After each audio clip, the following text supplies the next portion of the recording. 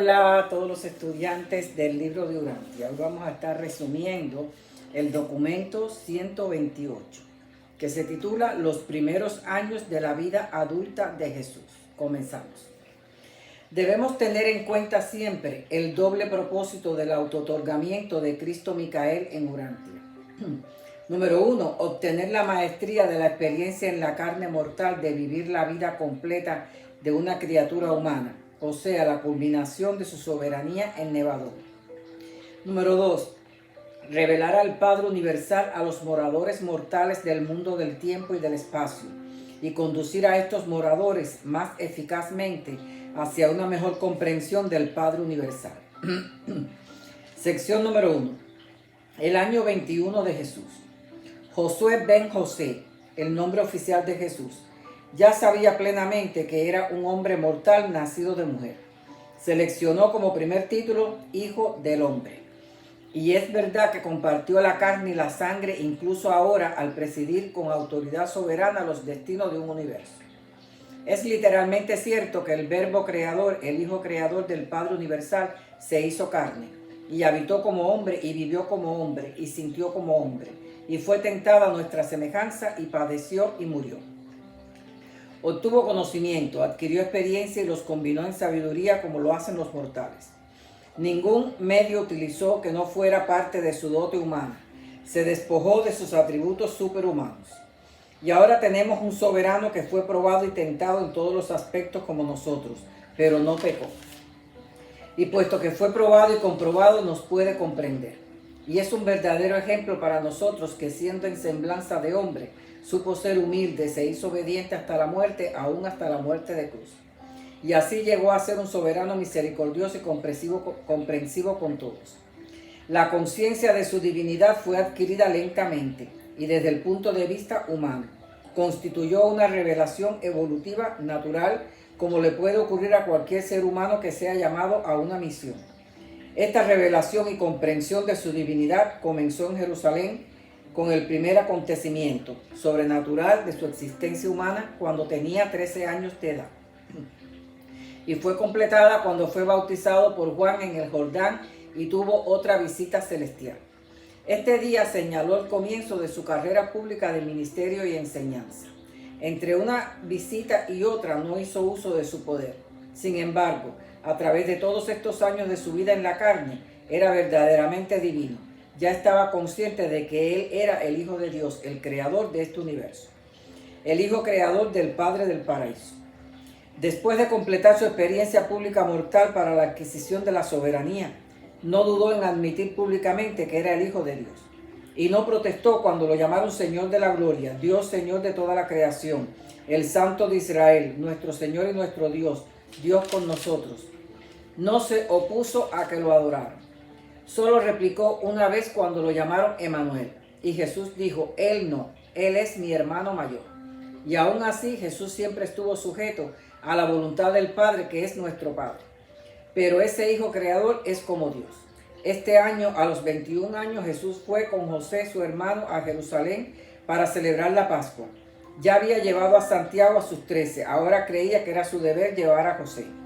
Tal y como hizo con Santiago, le contó en el camino varios episodios de la historia judía. José le hizo muchas preguntas a Jesús acerca de su misión de vida, pero Jesús solo le replicaba, aún no es mi hora. Sección número 2. El año 22 de Jesús.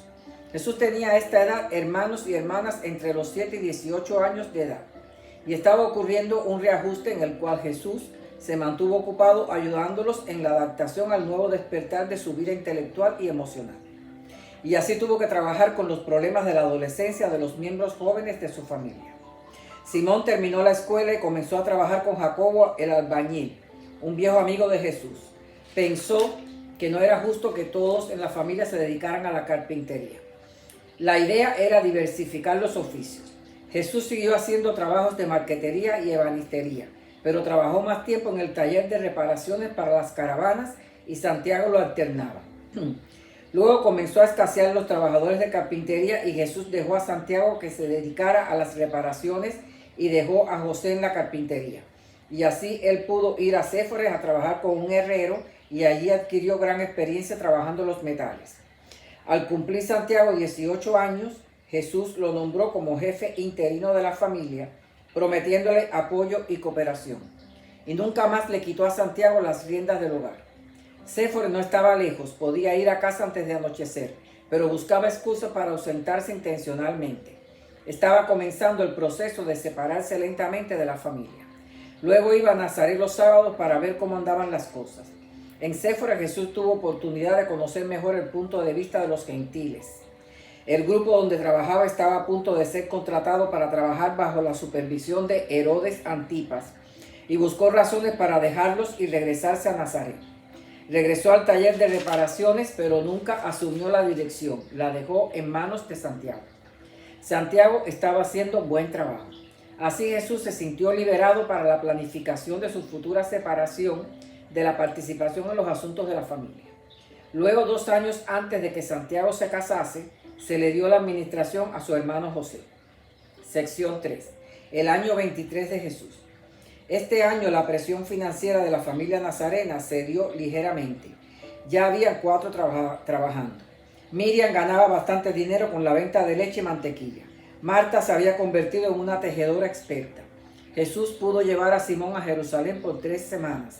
Tuvieron más tiempo libre desde la muerte de José. Jesús y Simón viajaron por el camino de Decápolis a través de Pella, Gerasa, Filadelfia, Herbón y Cesarea. En Filadelfia, Jesús y Simón conocieron a un mercader en Damasco, quien le gustó mucho a los jóvenes nazarenos e insistió que se quedaran con él en su centro de operaciones en Jerusalén. En lo que Simón visitaba el templo, Jesús quedó la mayor parte del tiempo conversando con este erudito. Este mercader poseía más de 4,000 camellos de caravana. Tenía intereses en todo el mundo romano y estaba por viajar a Roma. Le propuso a Jesús que trabajara en su negocio y Jesús le dijo que no era justificable alejarse de la familia en ese momento. Al regreso, Jesús pensó mucho en los lugares distantes y en los países más remotos del lejano occidente y el lejano oriente que los viajeros le habían comentado. Jesús se mezclaba con la multitud de visitantes y entre ellos conoció a un joven helenista llamado Esteban y quien visitaba Jerusalén por primera vez. Fue un encuentro casual. Ambos paseaban por el palacio Asmoneo y Jesús comenzó una conversación que despertó el interés mutuo, lo cual llevó a 4 horas de conversación acerca del estilo de vida y el verdadero Dios y culto. Esteban quedó impresionado de las palabras de Jesús y nunca olvidó sus palabras. Este fue el mismo Esteban que posteriormente se convertiría en creyente de las enseñanzas de Jesús y que su audacia de predicación provocó la ira de los judíos y terminaron por apedrearlo hasta la muerte. En ese ataque estuvo presente un ciudadano tarso llamado Saulo, quien se inspiró en la valentía de Esteban, y este es Pablo, el filósofo, el único fundador de la religión cristiana. Al regreso, Simón agradeció a su hermano y padre, lo conoció mejor, pudo tener muchas conversaciones íntimas y cordiales mientras caminaban por los campos. María se preocupó cuando Simón dijo que Jesús pasó la mayor parte del tiempo conversando con los extranjeros, pues la familia nunca pudo comprender su gran interés por la gente y averiguar el estilo de vida de cada uno. Sección número 4. El episodio en Damasco. Los últimos 4 meses de este año lo pasó Jesús en Damasco como huésped del mercader que conoció en Filadelfia, cuando iba camino de Jerusalén. Allí, un mercader judío pretendía establecer una escuela de filosofía que pudiera rivalizar con la de Alejandría. Jesús le dio sugerencias, pero ellos lo invitaron a formar parte. Pero aunque sintió la tentación, ya que hasta los banqueros propusieron colaborar, no aceptó, porque sabía que comprometería o entorpecería los planes de su misión. Él jamás mencionó esta oferta a la familia. Tampoco estos empresarios supieron quién era el Galileo. Y antes de fin de año estaba de vuelta en casa. Alguna vez Jesús escuchó el relato del joven Galileo que rechazó la oferta de fundar una academia en Damasco. Pero Jesús sabía cómo mantener al margen dichos episodios de su vida. Jesús tenía especial cuidado en prevenir la formación de una trayectoria versátil y espectacular que pudiera llevar a generaciones futuras a la veneración del Maestro, en vez de obedecer a la verdad que él había vivido y enseñado.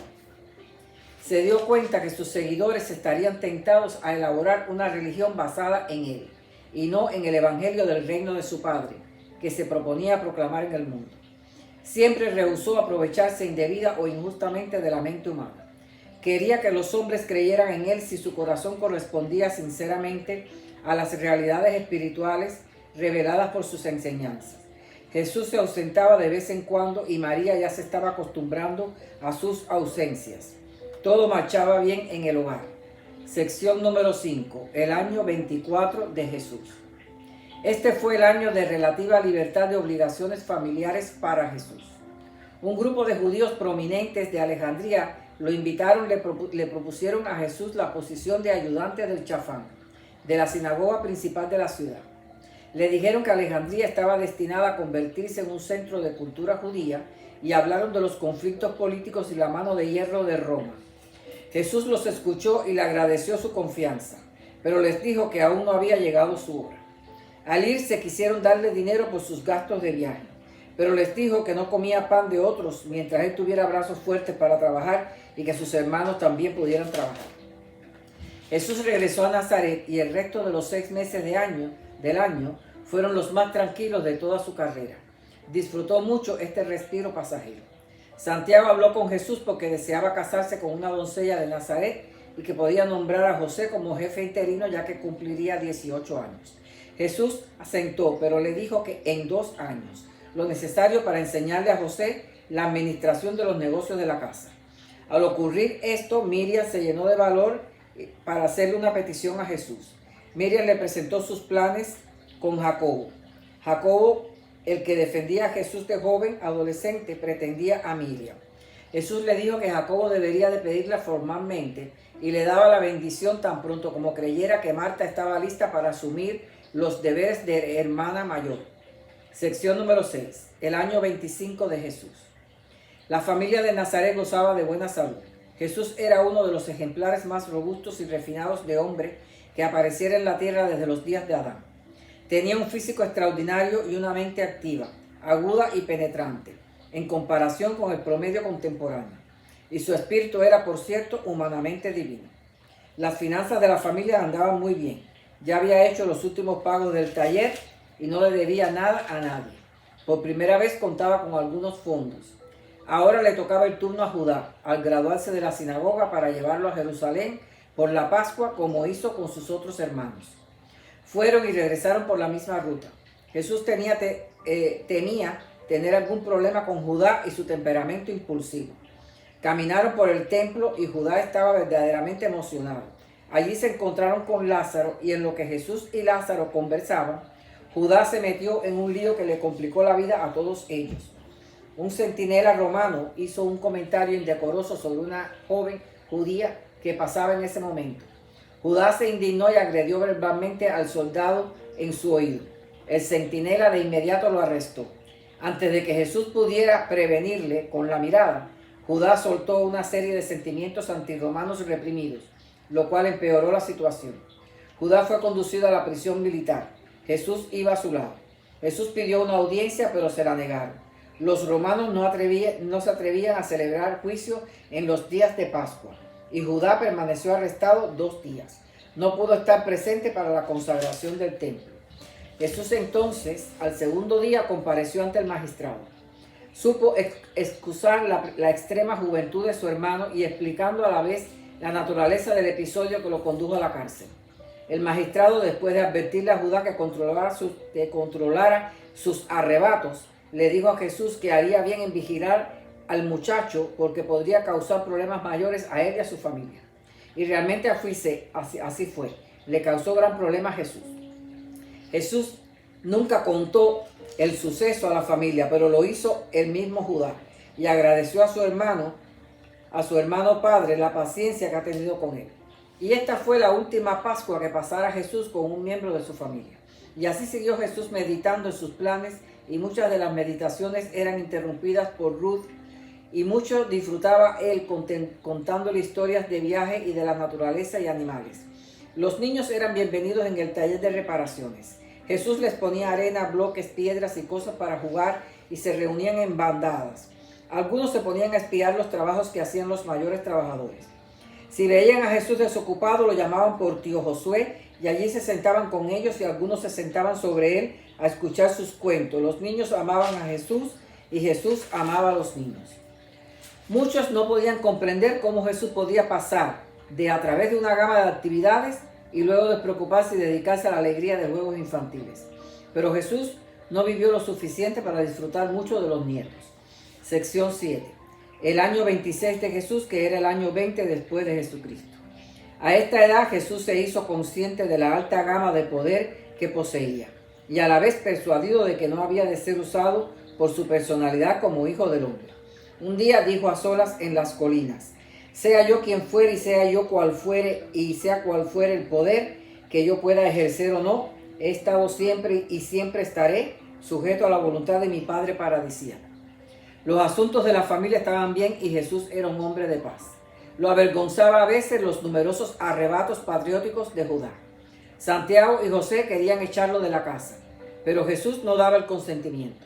Jesús les decía: tened paciencia, sed sabios en vuestro consejo, elocuente en vuestras vidas, que su hermano menor pueda conocer el mejor camino y seguirlo. Este consejo ayudó a la familia a no fragmentarse. Pero Judá no se serenó sus sentidos hasta después de su matrimonio.